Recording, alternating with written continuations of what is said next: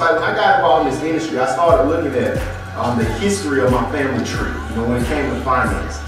And I understood why, you know, when I got out of college, and you know, I was pursuing this job, I started to understand why I didn't have a wealth mindset, because I was never taught a wealth mindset. You know, I wasn't successful because I was never taught success. And what I figured is you can't do what you don't know. Does that make sense? Yes. You know, and I didn't blame my mother because she was never taught a wealth mindset. I couldn't blame my grandparents because they were never taught a wealth mindset. I couldn't blame their parents because they were never taught a wealth mindset. So it comes a time that if you want to be able to break what I call a generational curse, you have to be able to change the game.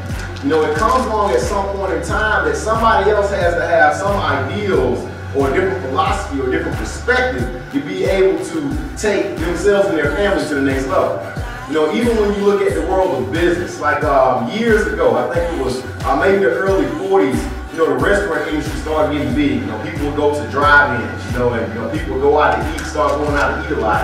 And there was some brothers that came out with this concept called fast food. You know, and that was really unfamiliar to the restaurant industry. And they was like, well, that would never work. You know, you go into a restaurant, getting your food in 2 or 3 minutes and sit down, eat and leave. That concept is crazy. You know, but the owners of that company, those brothers, they had a vision for something that was totally different and totally unfamiliar to everybody who were going out to eat. And people said they were crazy. They said it would never happen. Well, those brothers' last name were McDonald's. The McDonald's brothers.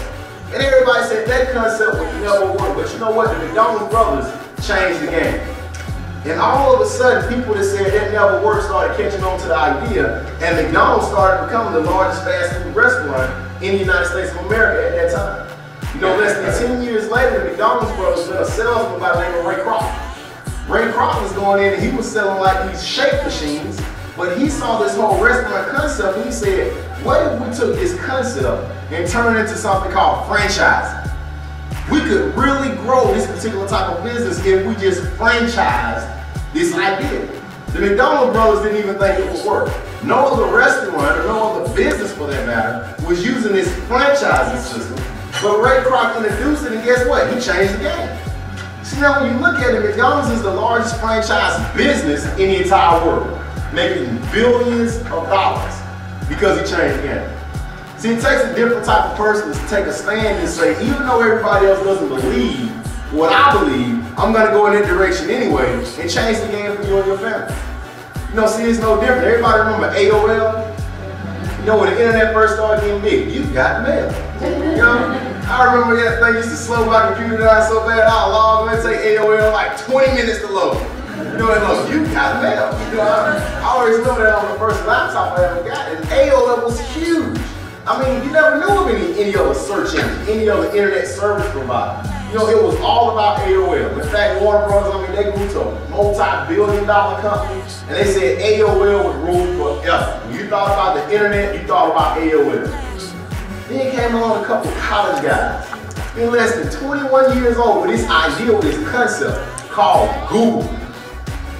And I mean, people was like, man, what are these young guys doing? There's no way they can come out here and compete with MSN, with Microsoft, and Bill Gates. There's no way these guys, you know, come out here and compete with AOL. But today, if you look around at the internet, Google has become a household name. Yeah. In fact, if you don't know something and you're talking to somebody, what they will tell you to do? Google it. That's a phrase. Google is now in the dictionary. Okay, a description. See, those two guys that started Google, that concept, they had an idea that no matter what anybody else is doing, we are going to change the game. That's what happened with Google.